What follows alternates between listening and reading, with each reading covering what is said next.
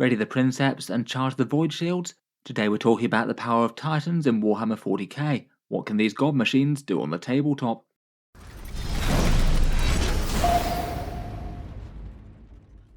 Hello and welcome back to Auspex Tactics, where today we're talking Titans. In this video I thought we'd take a look at the rules for the biggest and scariest models in Warhammer, and the apocalyptic weapons that these resin behemoths can unleash on the tabletop. In the video we'll talk a little bit about Lore of the Titans, then go through the core rules for adding Titans to your games of Warhammer 40k, go through each class of Titan, what it brings to the table, and a few damage breakdowns for their weapons, and finish up with a few thoughts as to playing Titans in game alongside a massive army in an apocalyptic confrontation, no doubt. In Warhammer 40k lore, the scale goes up to apocalyptic proportions, as well as things like enormous battle fleets duking it out over the planets where your battles are fought. Looming in the background in the lore in quite a few major conflicts are enormous god machines duking it out with Titan-class weapons, and it is just kind of fun and crazy that these things exist in massive, great, big, ridiculously expensive resin kits. Most people not really wanting to own one necessarily, but kind of cool to know that they're out there in the wild occasionally. The Titans themselves tend to be ancient designs that predate the Imperium, enormous walking combat walkers whose blueprints predate the Imperium of man, even the smallest among them having firepower capable of levelling entire city blocks or eradicating entire enemy tank columns in seconds, and they're some of the greatest weapons that humanity can bring to bear when the Imperium goes into full-scale war. Titans throughout the galaxy are generally organised into legions, having descended from the ancient Collegia Titanica that rose to power on Mars as a subset of the Mechanicum. Most Titan legions typically associated with a primary forge world, so you might get the Legio Metallica or the Legio Gryphonicus. As with knight households, they all have their own heraldry, iconography, and ancient rivalries, and typically tend to make war as part of great Imperial armies, giving them good support and able to keep threats like enemy infantry off their backs, where they might be impervious to virtually all small arms. Dedicated anti-tank weapons and exotic Xenos munitions can certainly reap a heavy toll in them, even with powerful void shields and adamantium to protect them. The loss of even one such god machine is a major blow, and they need to be used wisely. Models-wise, they're made in Forge World resin, and the Warlord Titan is the single most expensive model kit Games Workshop produces. I've seen some people kit bash them, or try and 3D print near proxies as a bit of a mega project for that. Most people not exactly being able to justify spending hundreds, if not over £1,000 on one incredibly fancy model. In game, the rules for them are for Index Imperial Armor Titans, which is what I thought we'd go through today, take a look at the god machines and what they can do on the tabletop. While we're on the subject of Titans, I thought I'd just mention the channel's June giveaway, which is for a couple of them. This one has the normal rules for the channel giveaways.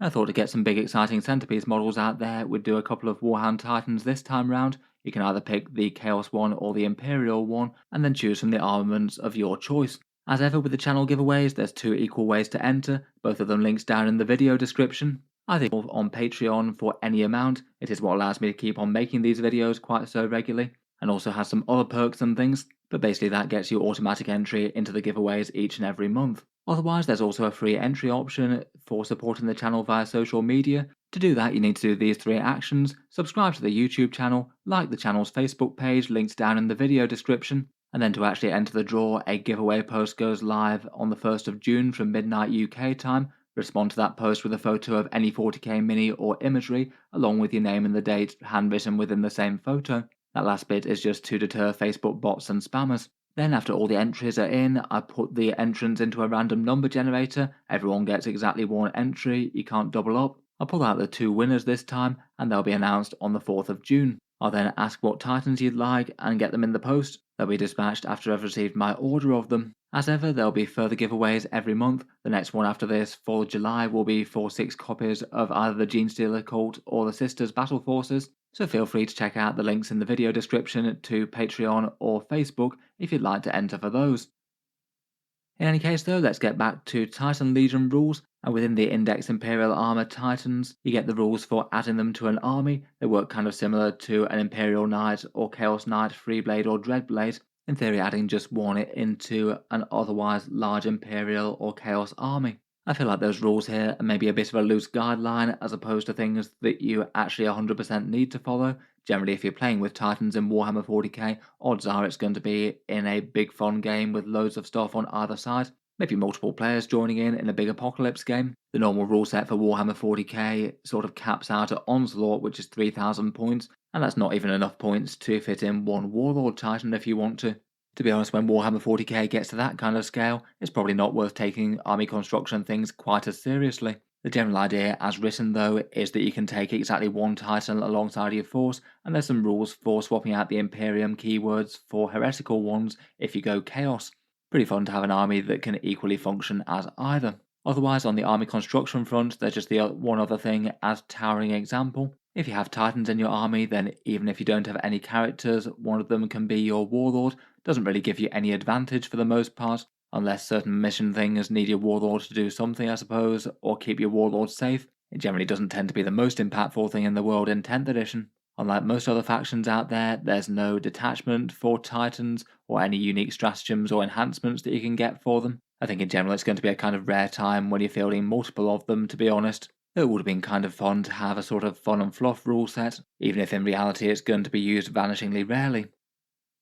Otherwise, for core rule things, Titans get the super heavy walker keyword. This one seems not really to say it quite as such in the actual index. That's quite clearly trying to reference the Imperial and Chaos Knight version of this rule, which means that your Titans can step over enemy models when they make normal advance or fall back moves, as well as stepping over things that are 4 inches or less in height. This rule can help them get around the battlefield just a little bit, though I think in reality they're still going to be very easy to move block if you're playing entirely rules as written.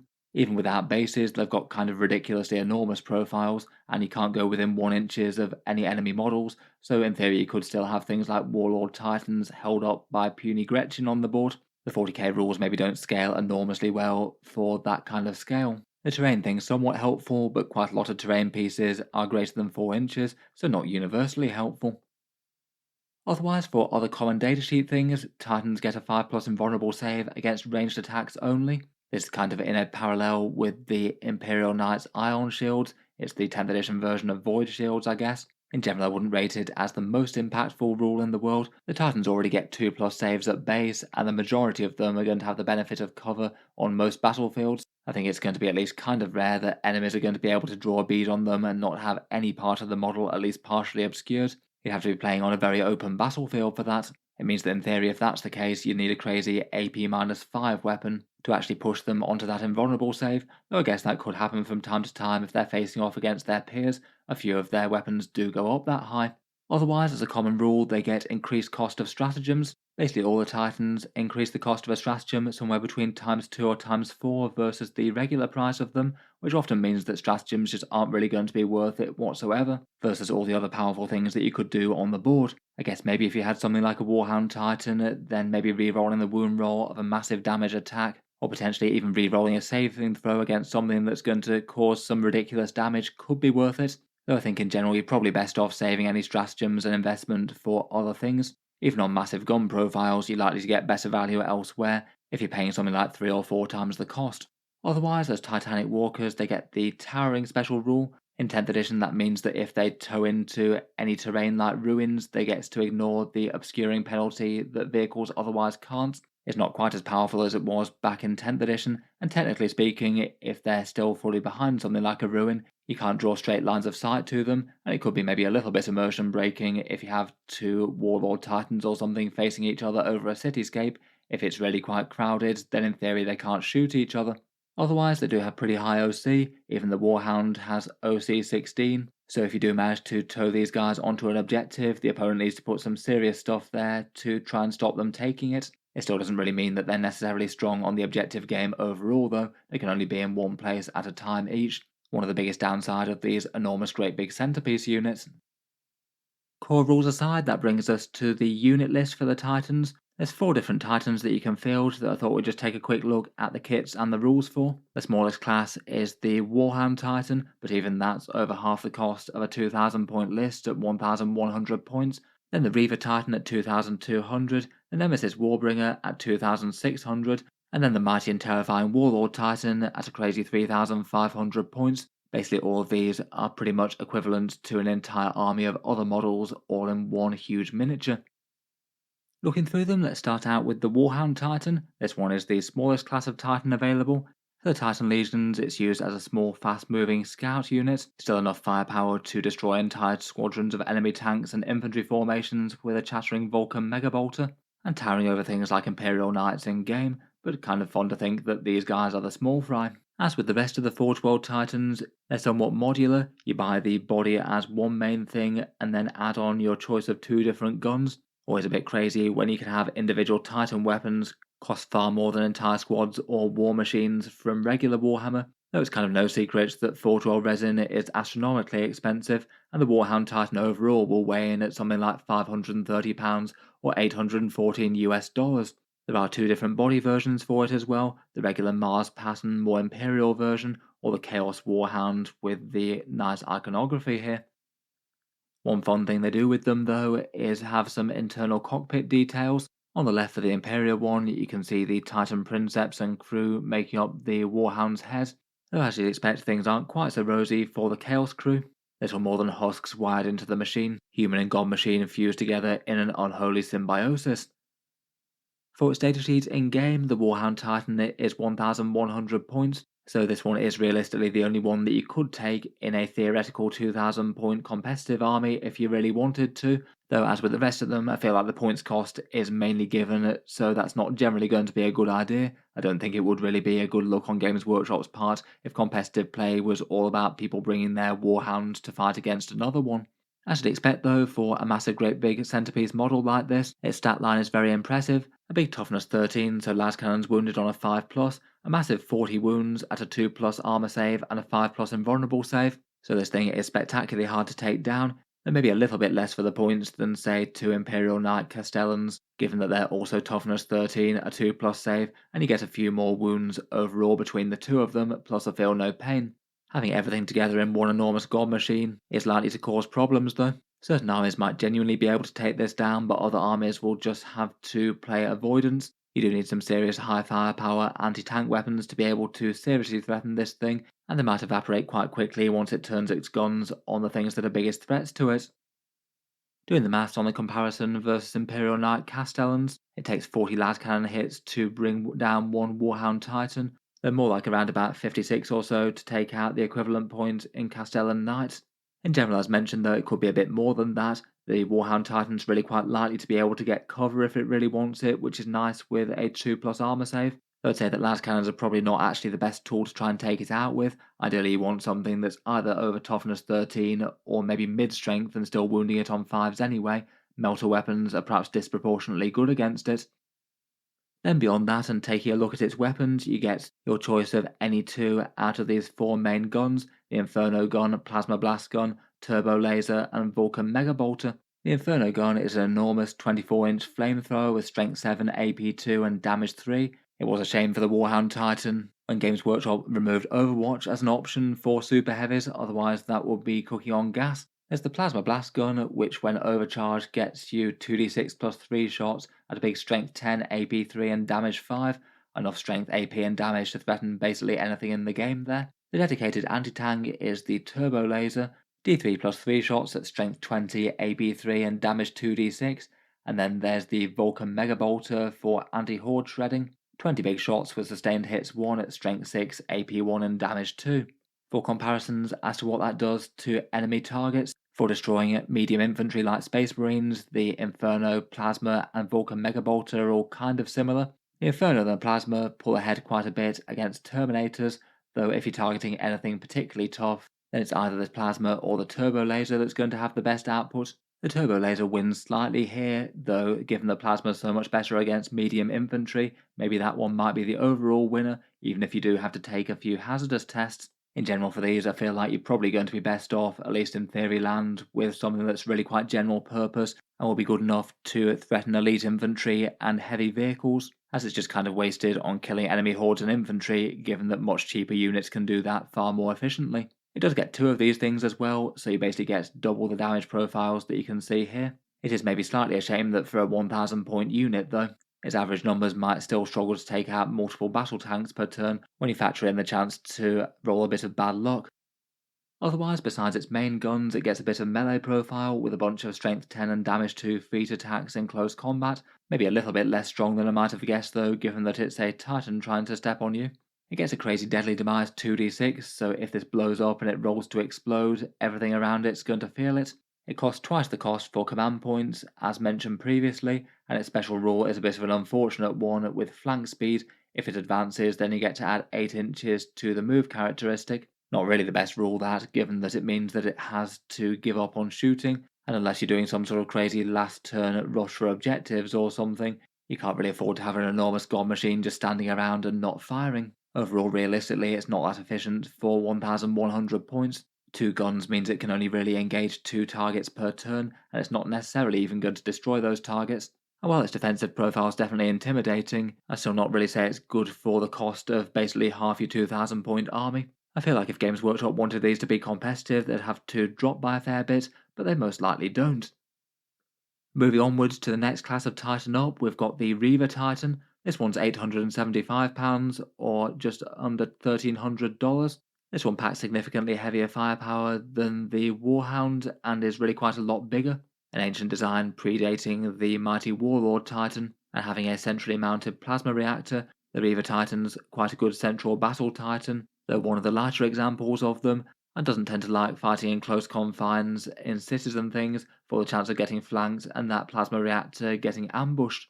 It's got some fun details like the crew compartment inside the head. I do quite like the scale of the thing. You can see in this picture how much it towers over a Land Raider and a Rhino tank. It's war on a whole different scale indeed. The Reaver Titan also has a Chaos version as well. Those more sleek and metallic armor plates covered in a whole bunch of savage teeth and chaos iconography. A very scary and demonic looking Titan indeed, and they do have an alternative spiny version of its Apocalypse launcher for Chaos and a Power Claw as opposed to the Power Fist, this one with some long and sinister spiked talons.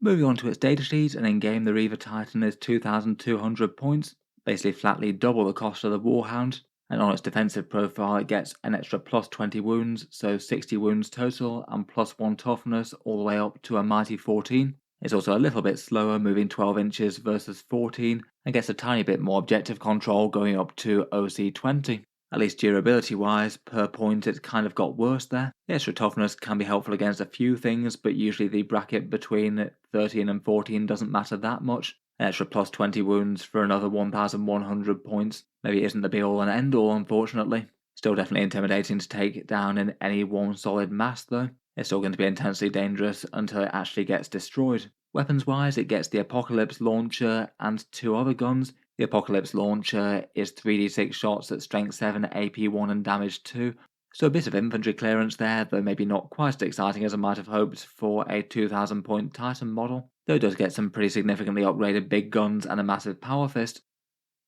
Weapons wise, this is a bit of a breakdown for the Reaver Titan's main weapons. For the primary guns that are aiming to be some kind of main damage dealers against enemy tanks and armour, it gets a laser blaster that's 8 shots at strength 20, AP 3 and damage D6 plus 2, a melter cannon for D6 plus 2 shots at a big strength 13, AP 4 and damage 6, that one gets melter 4 so it's 10 damage within half range, and a Reaver Volcano cannon which is the really big anti-tank one, 120 inches, 3 shots on average, all hitting at a rather terrifying strength 24, AP 5 and damage 14, definitely enough to threaten to destroy most normal tanks in one shot. For the damage breakdown of those, the laser blaster's a little bit better against Terminator style targets, and it's probably the most general purpose of them, though it does have a slight weak point against things that are around toughness 12, where the melter cannon, if you get it within melter range, and the volcano cannon outperform it a fair bit. If you want big hitting main guns that can take down enemy tanks and vehicles though, the laser blaster seems reasonable enough, and the volcano cannon's pretty solid as well. Otherwise it gets a souped up Gatling blaster with 12 shots sustained hits, and this one getting boosted stats at strength 8, AP 2 and damage 3. Pretty fearsome against elite infantry, though maybe not doing quite as much against hordes as you might expect for a primary weapon of a 2000 point model. And then just for sheer fun factor, it can take a titanic close combat weapon. The Reaver Power Fist gets you 6 attacks at strength 20, AP 4 and damage 14. Kind of funny that even its sweep mode is damage 6 as well. Just fun to think of the god machines having a fist fight above the regular armies skirmishing down below. Otherwise, for its special rules, with that plasma reactor it goes up with an even bigger explosion than the Warhound, has 3 times the stratagem cost, and gets a special rule called God Machine allowing you to shoot and charge in a turn in which it fell back. Kind of feels like that should perhaps have been a rule that might have been a bit more standard for all the Titans really. It is maybe a bit weird to think of them getting locked up in close combat and falling back from some enemy infantry actually being a problem for them. Compare it directly to the Warhound.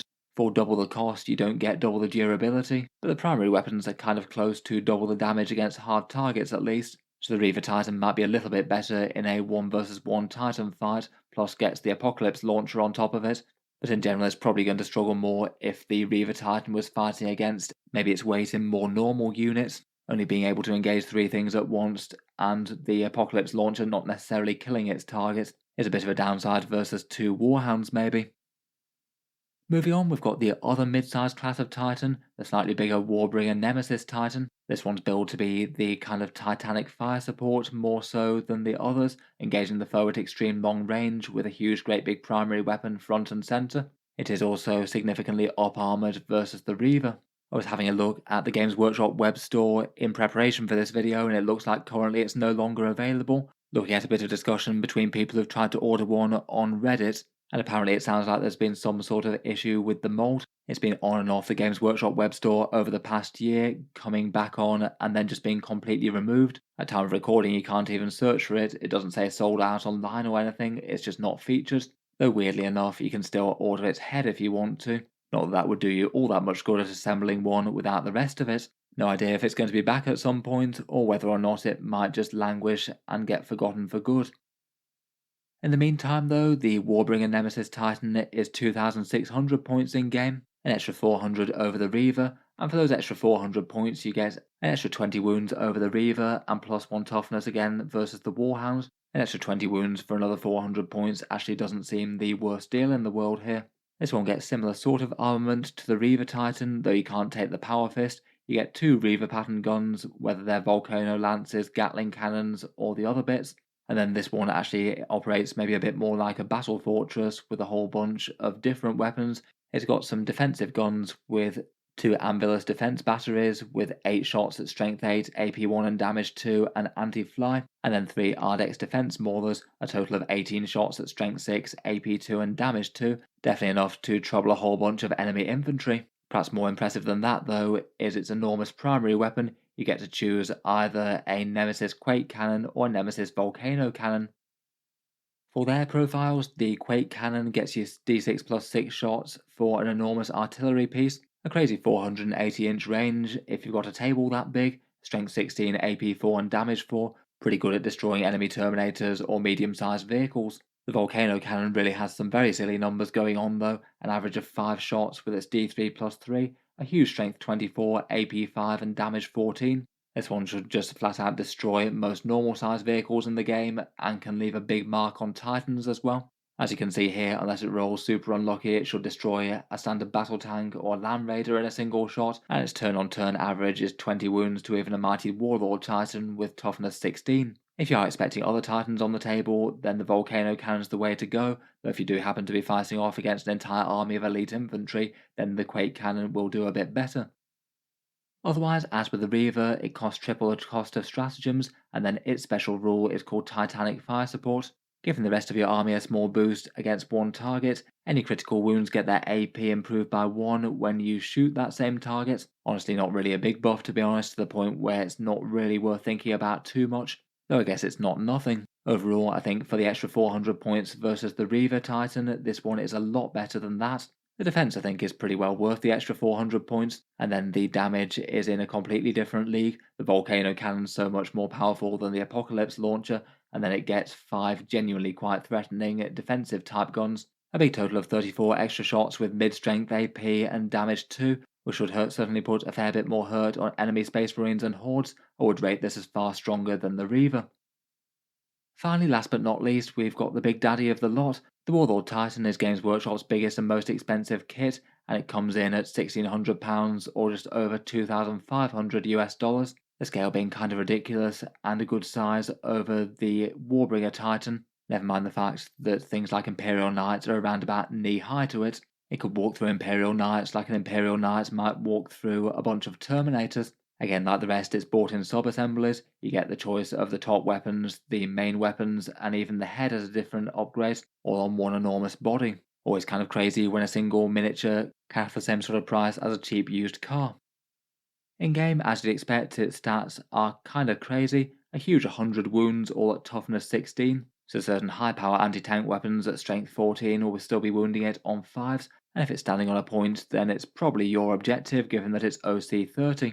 Weapons wise, this thing is just absolutely covered in guns. It gets two big top weapons that can either be those Apocalypse launchers. There's bigger versions of the Reaver ones. They get a crazy 20 attacks at strength 8, AP 2 and damage 2, so will shred virtually any infantry. Or you can swap them out for laser blasters for yet more heavy hitting anti-tank, 6 shots each at strength 16, AP 4 and damage d6 plus 3. Both of those honestly seem kind of fine depending on the targets that you want to destroy. It also gets a couple of las cannon shots and a bunch of those defensive mauler shots. It gets 2 of those. And then on top of all that, it gets 2 primary weapons in its main hands. For these ones, if you want to take down enemy tanks, vehicles and titans, the Bellicosa Volcano Cannon is likely the best bet. That one again gets D3 plus 3 shots, all at strength 32 this time, so wounding enemy Warlord Titans on a 2+, AP minus 5 and damage 18. Against one of its peers, that's 33 wounds dealt on average. And it could easily be packing 2 of those, giving you something like 3 or 4 failed saves on average, potentially taking out most of the enemy's Warlord Titan in a round of shooting.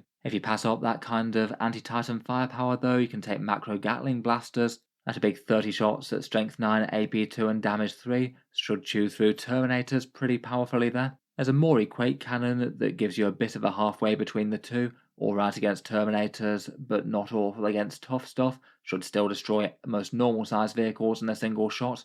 And finally a Sun Fury Plasma Annihilator, again quite good against the elite infantry and also against heavy stuff. Against enemy titans though, it's not going to have quite the same impact as the Volcano Cannon. It's still pretty scary though, with a big strength 12, AP 3 and damage 8. If you are putting this on the table and there's going to be other enemy hard targets like enemy titans about, probably the Volcano Cannon's the winner, and maybe use the Apocalypse launchers for some backup anti-infantry type guns. Just about whatever you pick though, you're still going to be picking up most normal sized enemy battle tanks in a single shot.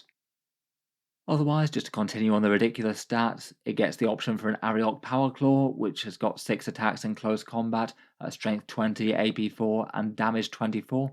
Again, that could do an absolute number on enemy titans, even in one round of combat if you roll hot. Its explosion is the biggest of the lot, 2d6 plus 6 mortal wounds to everything within 6 inches if this does go up in flames, 4 times the cost of stratagems, and then the most ridiculously underpowered special rule for a model of its size, in that one unit shot by it has to take a battle shock test, maybe rethinking their life when they're fighting a Warlord Titan. Overall, compared with the Nemesis Warbringer Titan, it's maybe not quite as defensible per point unless you actually get hit by things that are either strength 14 to 16 or specifically strength 8. It will be next level in winning a Titan versus Titan fight though. There's a good chance that if you take a couple of Volcano Lances and any other weapons, one round of shooting could have a pretty credible chance to destroy any of the other Titans on this list, and take some pretty serious chunks out of an enemy Warlord as well. Maybe as you'd expect, if you want to win a Titan versus Titan fight, the big ones do tend to beat the small ones per point. If you're fighting a more normal army though,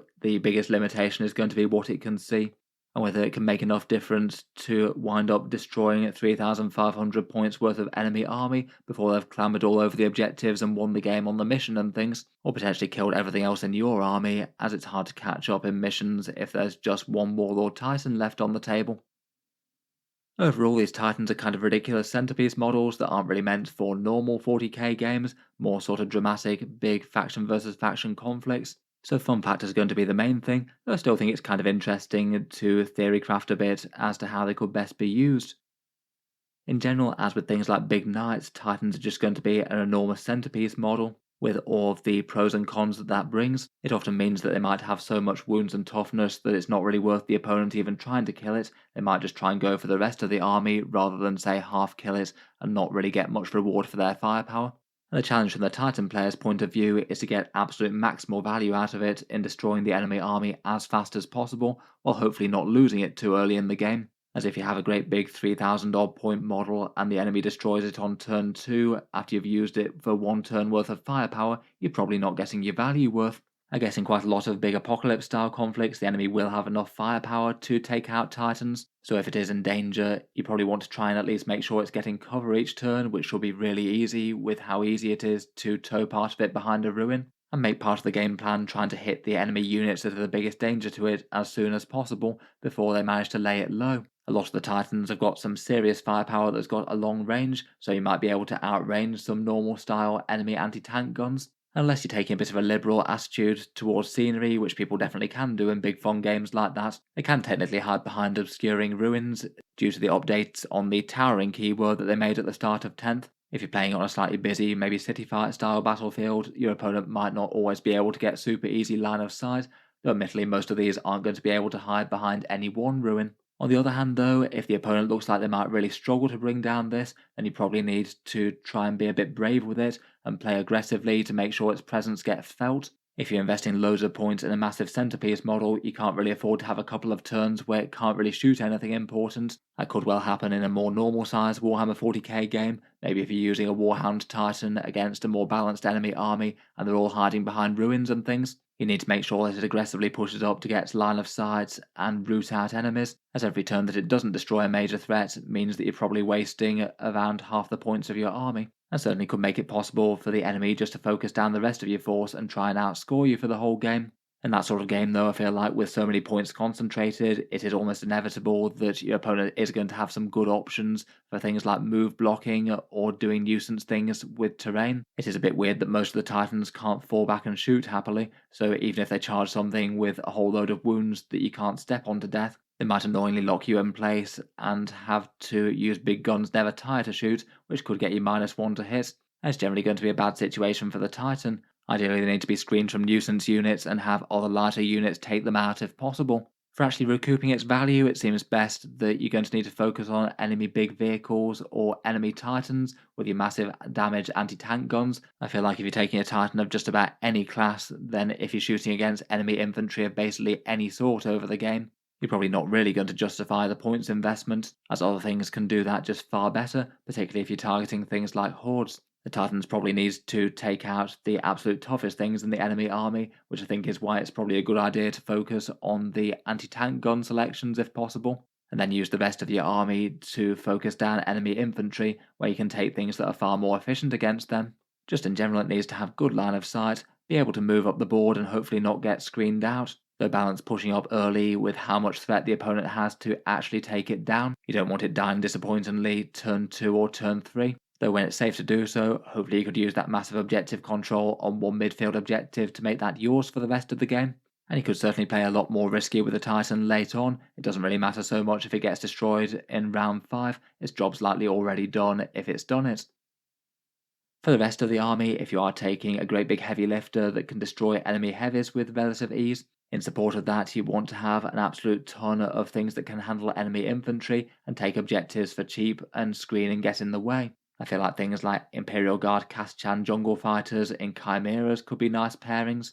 Scouting up the board, bringing a lot of anti-infantry and a bunch of objective control to the table. It doesn't really matter too much if any one unit of them dies, but they just bring a whole load of volume fire, board control, and taking objective points. If your army that you're using has good indirect fire, it can be helpful to have a bit of that, trying to punish the things that can hide from the Titan and don't want to fight it head on. If while doing all that you can put other things on the table that are big tanky profiles that need enemy anti-tank guns to take down, that's going to divide fire further. Though there might be kind of limited scope for that if you're already investing so many points in the Titan itself. If you're playing with secondary missions, then you need to think about those as well.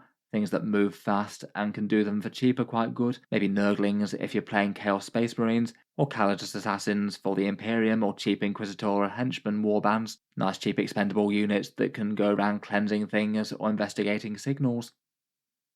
Overall, I feel like the Titan rules aren't in the worst place at the moment. They are supposed to be big, maybe slightly silly, and crazy stats. They're not exactly aiming to warp the Warhammer 40k competitive game that much. Big crazy units that they're kind of cool to know that they're out there, even if you don't really see them take to the table too much. If the big models are a bit too expensive as well, you can always get them in small for Legions Imperialis or use the Adeptus Titanicus rule set. Kind of fun to think that you can have some pint-sized Reaver Titans or Warhounds crusading across the table. And I guess you could always ask your mates if you can proxy them in for the full-size one. Just say it's shrunk in the wash or something. Legions Imperialis also allows Games Workshop to make the next class of Titan up as well, which is the Warmaster Heavy Battle Titan. This one's significantly bigger than the Warlord and packs some crazy firepower and armor. I kind of wonder if at any point in the future Games Workshop will be mad enough to make one of these things as an actual full-scale model. I dread to think how big the resin kit for this would be. I did find it kind of funny as well that the Legions Imperialis Warmaster, which is certainly quite a big model, sort of kind of in regular Imperial knight size, still costs less than the mere hand of the resin Warlord Titan. Seems like you can have the next class of Titan up in Legions Imperialis plastic, or get a tiny bit of a full-scale resin one. In any case, let me know what you think of Titans in Warhammer 40K 10th edition. Look forward to hearing your thoughts and any anecdotes if you have seen any of these take to the table in earnest. Have they made any big appearances in Great Big Apocalypse style games? As mentioned earlier, if you'd like to enter for the giveaway for the Warhound Titans for the June giveaway, the links are down in the video description below. The channel Patreon page if you'd like to support there and help keep these videos coming, or the Facebook page where the giveaway post will go live on the 1st of June. Look forward to hearing your thoughts and comments then, and if you'd like to see more like this, feel free to subscribe to Auspex Tactics. I do post new 40k videos just about every day. Finally, if you have been enjoying all the videos on the channel, the Patreon page does have a few other advantages as well as giveaway entries, seeing certain videos early, regular votes to see what sort of things come next on the channel, automatic entry to those prize draws, and other things like names in the credits and a few other bits and bobs. Feel free to check that out in the video description if you'd like to help support and keep the videos happening. In any case, a massive thank you for listening, and I'll hope to see you guys next time.